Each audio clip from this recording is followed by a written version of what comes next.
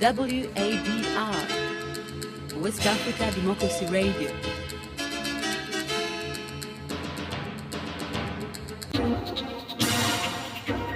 WADR, promoting dialogue. It's midday in Dakar. Good afternoon and many thanks for staying tuned to West Africa Democracy Radio, broadcasting on 94.9 FM and around the world on WADR.org. This is Newslink. First our top stories. Reactions trail removal of former Ivorian President Gbagbo and 517 others from the voter register by the Independent Electoral Commission. Nothing should be expedited. Maybe they can find a solution, because I don't see maybe the current regime of Alassane Ouattara seeing Gbagbo, becoming again, let's say, a radical opposition leader, because at least they found a kind of agreement since his return in Cote d'Ivoire.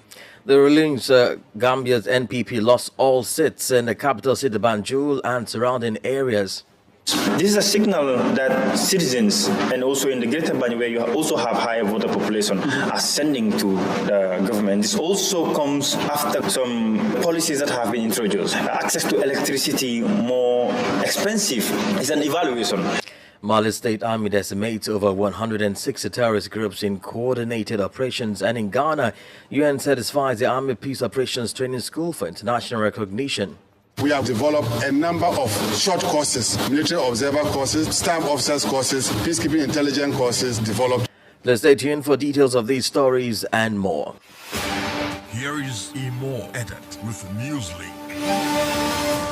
Many thanks for joining us. We'll begin in Cote d'Ivoire, where the Independent Electoral Commission, CEI, has removed former President Laurent Gbagbo along with 517 other individuals from the voter register. During an official presentation of the provisional electoral list, the president of the commission, Ibrahim Kubet, disclosed that after a thorough cleansing of the provisional electoral list and the inclusion of new registrants, the total number of registered voters stands at over 8 million. This follows the enrollment operation that was initiated towards the end of 2022. Matasi completes the story. The current list consists of more than 3.5 million women and 4 million men, including Ivorians residing abroad, estimated to be over 99,000 individuals. However, 517 people were removed from the list due to their disqualification from civil and political rights. In response to this, the representatives of the African People Party of Cote d'Ivoire left the room in protest and later held a press conference to voice their objections. The party spokesperson, former Budget Minister Kon Katinan Justin from the Gbagbo regime, referred to regional, African, and international criminal court decisions that rehabilitate Laurent Gbagbo, their mentor. He denounced the measure taken by the Independent Electoral Commission, IEC, as a discriminatory act aimed at excluding Gbagbo. He demanded the immediate restoration of Gbagbo's right to vote, considering it a provocative action.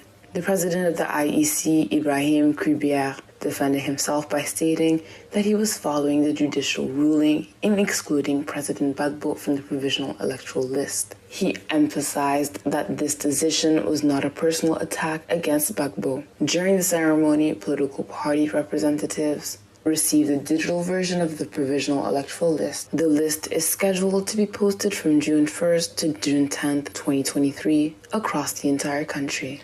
Matase reporting there. Well, we'll be talking more about this development in the course of the bulletin.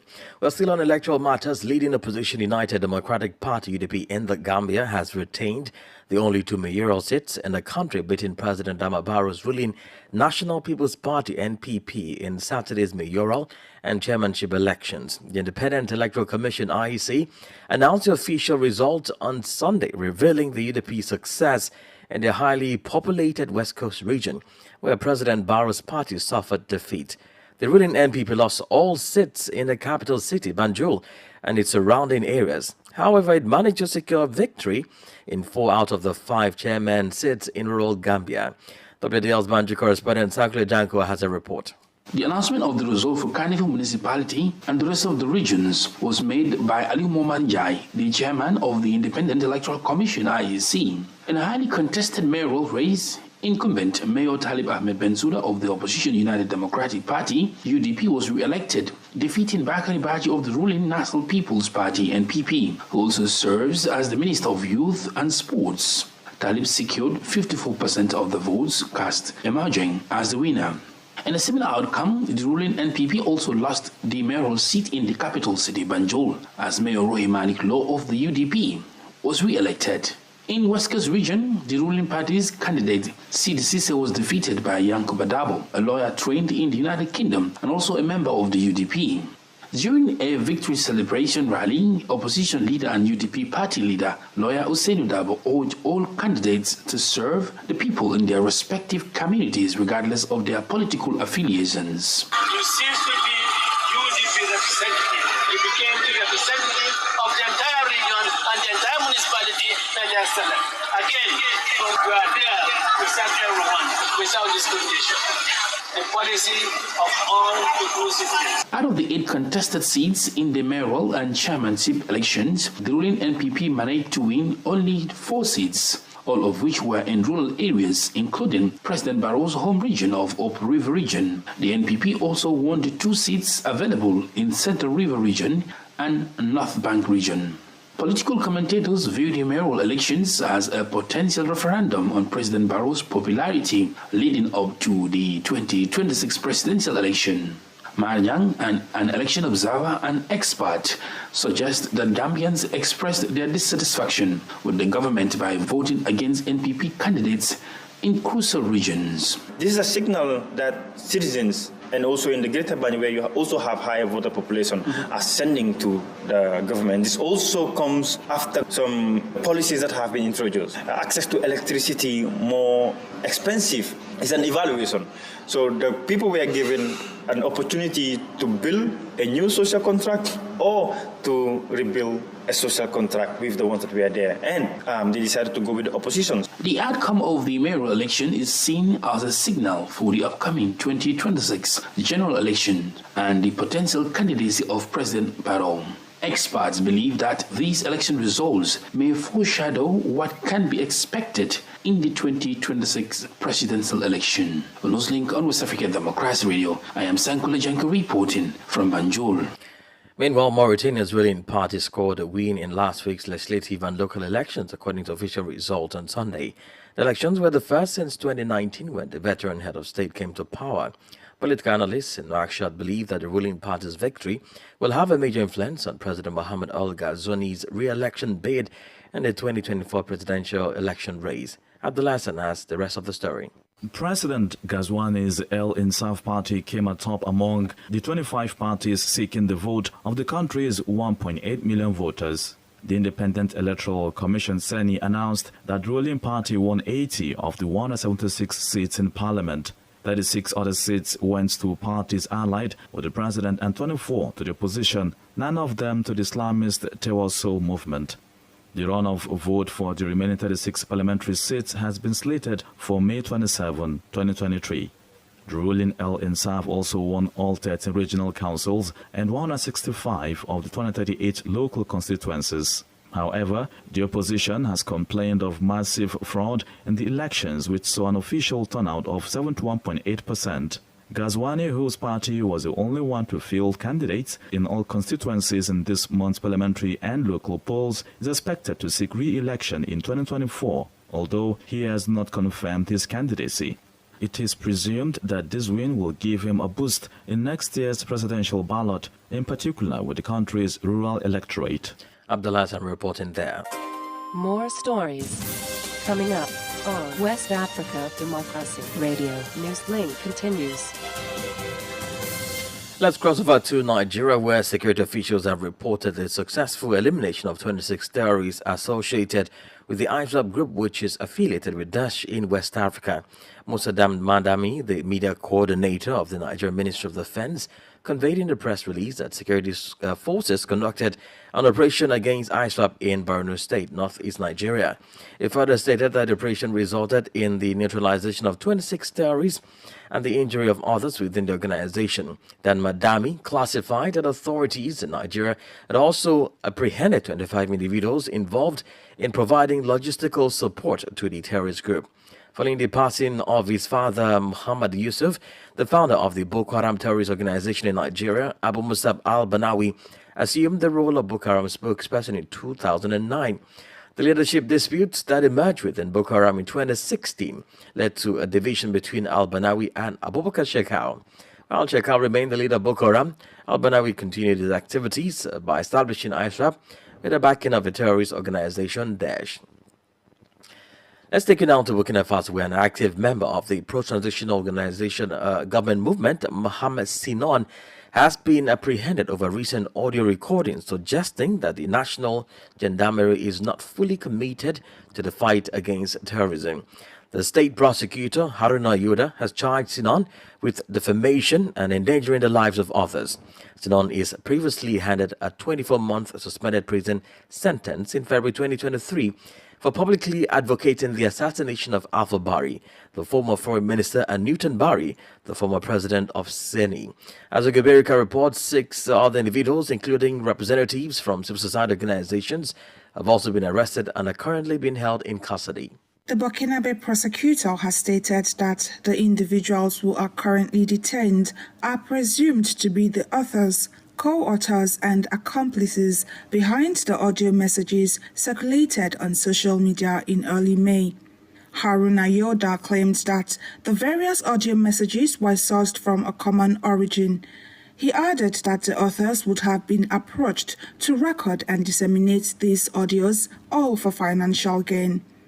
According to Yoda, the logical consequence of these audios would have been a confrontation between supporters and opponents of the destruction of the Mogo Naba Palace, potentially resulting in severe consequences, something that appears to align with the intentions of the authors and sponsors of these messages. In early May, a series of arrests targeted civil society leaders with close ties to former President Paul-Henri Damiba, raising concerns among several human rights organizations. The collective of journalists, activists and opinion leaders who have been victims of threats in Burkina expressed deep concern over this recent arrest, describing them as a strategy to silence dissenting voices. They called for the immediate release of the detained individuals. Ogaberica reporting there. Let's cross over now to Mali, where more than 106 terrorist groups have been neutralized by the state army in coordinated operations across the northwestern, southern and northern regions of the country. According to a communique from the Army's Information Directorate, these operations were carried out by the Armed Forces FAMA as part of Operation Kelitigu and the Maliko Plan. Tawfiq Abdul Nasser brings us up to speed on this development. The statement from the Army's Information Directorate indicated that FAMA conducted anti-terrorist operations between April 8th and May 20th. These operations, the statement said, resulted in the neutralization of the 167 terrorists and the arrest of 32 others. The operations targeted armed groups in various regions, including Kaye in the northwest, Segu near the capital, Bamako, and Gao, Kidal and Menaka in the north.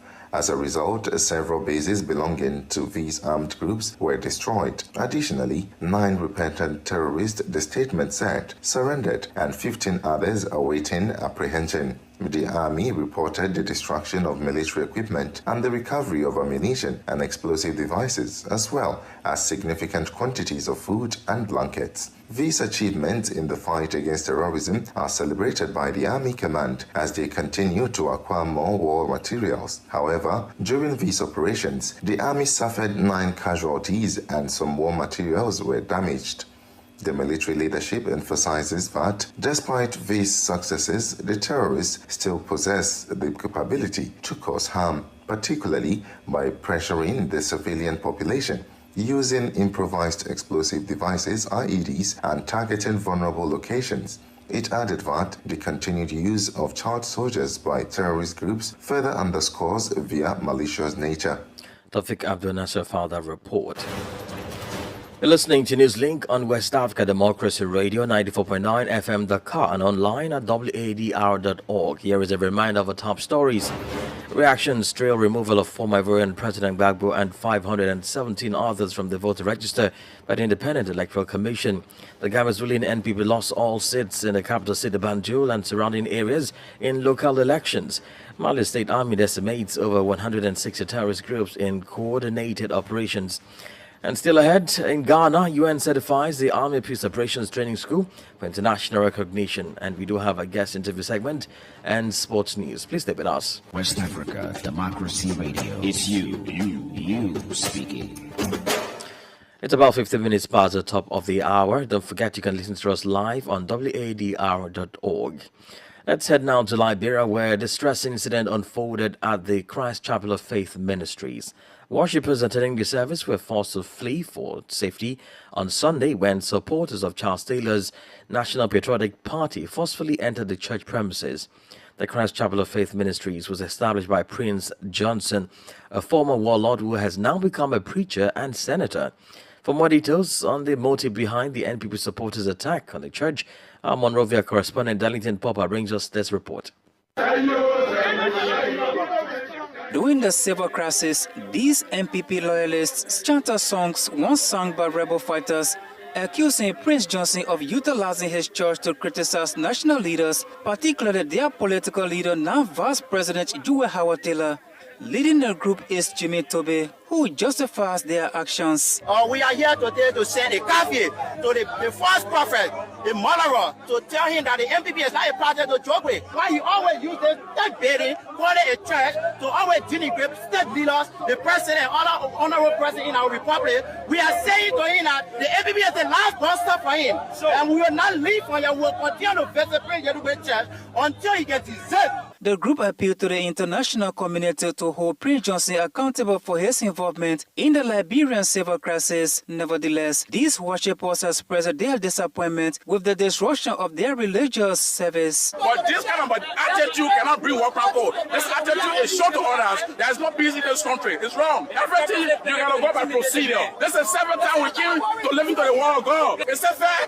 They came to disrupt our church and no more church terrorists. If they are afraid of this summer, the summer will be preached today. Nobody is above the law. In response, Prince Johnson condemned the NPP supporters' action and issued a warning that he will mobilize over 500 former combatants the following Sunday to provide security at his church. That will result to a full-scale revenge from my supporters. Whoever will hunt me will die. I know those people's houses. If you push me into the wall, we will have no choice but to defend ourselves. I will keep my millions that I brought from overseas to buy weapons, but there was no need, and there is no need. Meanwhile, there is a growing demand for the government to enhance countrywide security measures in order to uphold the peace within the nation. For Newslink on West Africa Democracy Radio, I am Darlington Popper in Monrovia. Elsewhere, the Army Peace Operations Training School, a part of the Ghana Armed Forces, gains recognition by the United Nations as an internationally recognized training facility for peacekeeping operations. Situated in Bundase near Tema in the capital Accra, the school was established in June 2021 with the primary objective of training troops for peace support operations. WDR's Accra correspondent Atiwin Bilal Lawson brings us the latest on this significant development. Following an assessment conducted by a senior officer from the United Nations Integrated Training Service, the school has received recognition.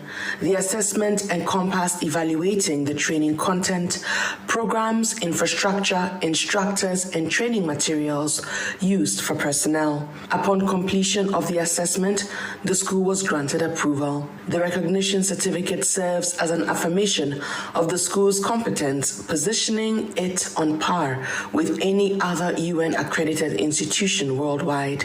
During the certificate presentation, Major General Opong Pepra, the Chief of Army Staff, expressed gratitude for the remarkable achievement accomplished by the school. We are gathered here today to witness another shocked milestone by the Ghana Army. UN Training Recognition Certificate automatically upgrades the standard of Army Peace Operations Training School internationally. It further affirms that APOS, as it's shortly called, training content is comparable to any other UN accredited institution worldwide. Colonel Clement Dingani, the commander of the school, highlighted that besides training military troops, the institution is well equipped to provide training on military operations and peacekeeping to interested individuals. We have developed a number of short courses, military observer courses, staff officers courses, peacekeeping intelligence courses developed, and then courses that we are also training with our partners. The establishment of the school aimed to address the identified gap in structured training at the Kofi Annan International Peacekeeping Training Center and offer tactical training at the junior level. Reporting for Newslink on West Africa Democracy Radio, I am Atiewin Imbila Lawson in Accra. An alarming statistic in Nigeria reveals that approximately 1/3 of the adult population is living with hypertension. Recent data indicates that over 76.2 million Nigerians are affected by hypertension, and this number is expected to rise in the future. The findings reveal only half of the people are aware of this condition. However, experts emphasize that the prevalence of hypertension can be significantly reduced through the adoption of healthy lifestyles. This critical issue took center stage at the symposium held over the weekend in commemoration of the World Hypertension Day. WDL's Usman in Abuja has the details.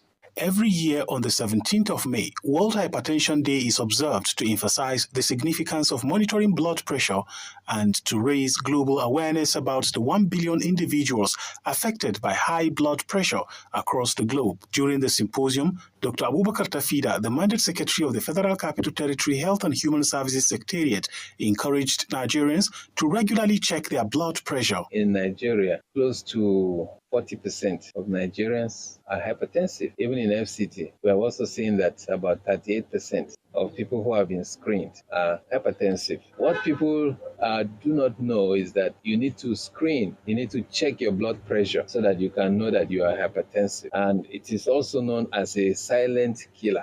That means one may be hypertensive without having any symptoms. Dr. Yayavata, the Executive Secretary of Federal Capital Territory Primary Healthcare Board, also addressed the audience, stating that adequate provisions have been made for citizens to monitor their blood pressure with necessary interventions available for those diagnosed with hypertension. If your blood pressure is abnormal in the sense that if it is high, we have actually trained our officers, our health workers at primary care level to actually give adequate training, adequate counseling to individuals whose blood pressure is at borderline or high. Ajiga Elijah, the Zonal Program Officer of Population Services International, urged citizens to adopt healthy lifestyles as positive change in lifestyle can contribute to reducing high blood pressure. Live healthy.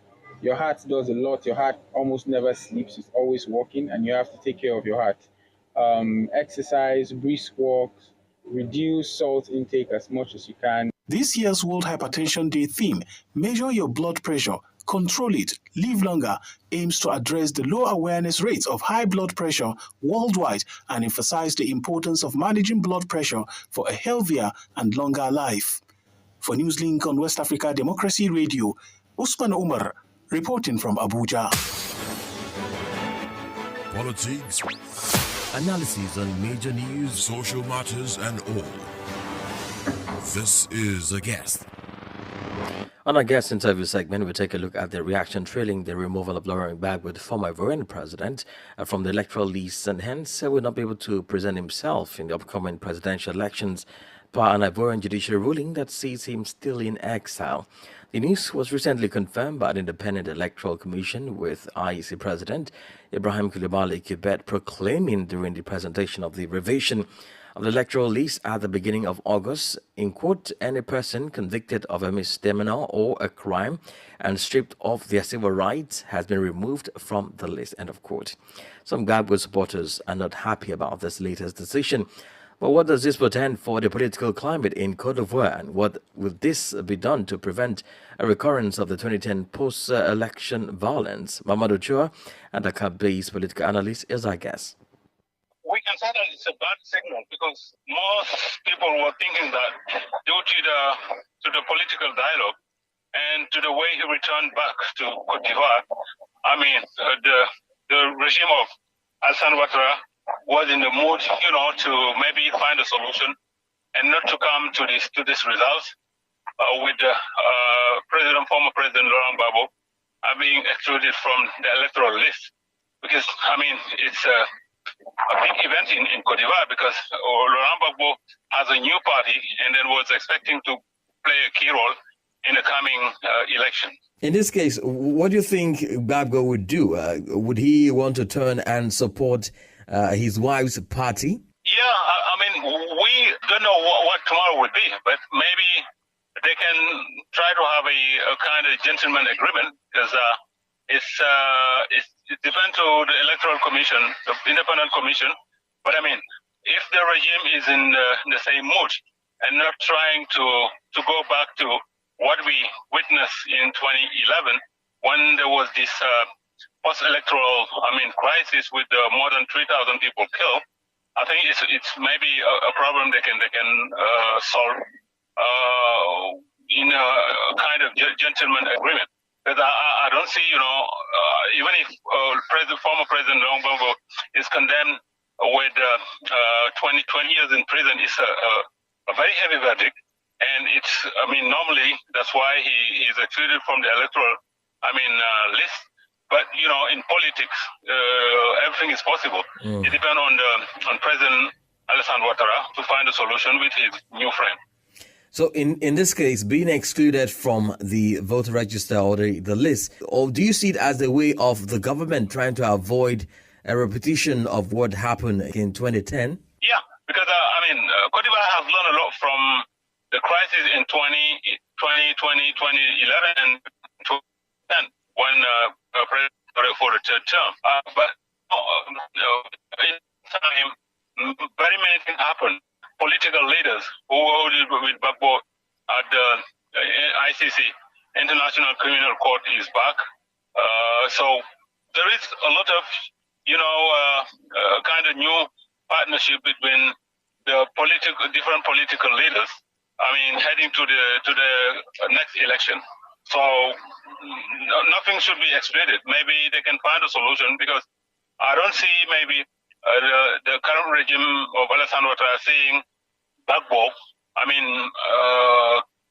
becoming again, let's say, a radical opposition leader, because at least they found a kind of agreement since his return in Cote d'Ivoire.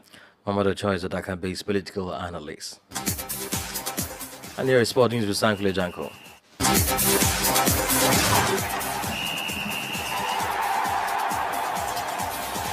Hello out there, warm welcome and thank you for joining us. Newly African Under-20 champions Senegal begin their FIFA Under-20 World Cup on the wrong foot after a 1-0 defeat by Japan in their opener on Sunday. The Teranga Cubs came into the tournament as one of the most exciting teams after their impressive performance in the AFCON, but failed to replicate that performance against the Japanese. Japan took the points home thanks to Muzuki's 15th-minute strike. The West African side could not show value for their ball possession and dominance as they failed to find the back of the net. The African champions must avoid a defeat in their next fixture to avoid early elimination from the World Cup. Elsewhere, Nigeria kicked off their FIFA Under-20 World Cup with a 2-1 win against Dominican Republic on Sunday. The Flying Eagles came from behind in their opener to win 2-1 at the Estadio Malvinas Argentinas in Mendoza. Nigeria went behind courtesy of Edison Azcona's 23rd minute strike in what looked like a perfect start for Dominican Republic. However, the Flying Eagles drew level after an own goal by Guillermo Rosario before Samson Lawal's 71st minute goal completed the comeback for the Nigerians. Meanwhile, Nigeria jointly tops Group D with Italy,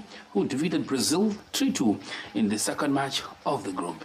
In women's football, Nigeria's Under-20 women's team began their campaign at the inaugural WAFU B Under-20 Girls Cup of Nations in Ghana on a high note, following a 7-0 thrashing of Niger at the Babayero Stadium in Kumasi on Sunday. Obeim Akaje was the star of the day after scoring a sensational hat-trick for Nigeria. The other goal scorers include Mercy Kalu, Adaobi Oka, Victoria Alani, and Chioma Olise. In the other Group A match, Burkina Faso defeated Togo 2-0, and host Ghana had a perfect start to the campaign after an emphatic 3-0 win in their opener against Benin. And that's it for sports. It's back to you. And we've come to the end of this edition of Newslink from West Africa Democracy Radio, broadcasting from Dakar, Senegal. Thank you for listening, and many thanks to our listeners in the Gambia via Hot 104.3 FM Banjul And in Liberia on Alternative Youth Radio 98.9 FM Luffa County, and in Ghana on Royals FM 104.7, Wenche Christian Bukuti has been on the console. And let's continue the conversation on Twitter, Instagram, WDR News, and Facebook, West Africa Democracy Radio English Service. I am Imoh Edet. Good afternoon. News, talk, music. Get it all 24 hours on West Africa Democracy Radio 94.9.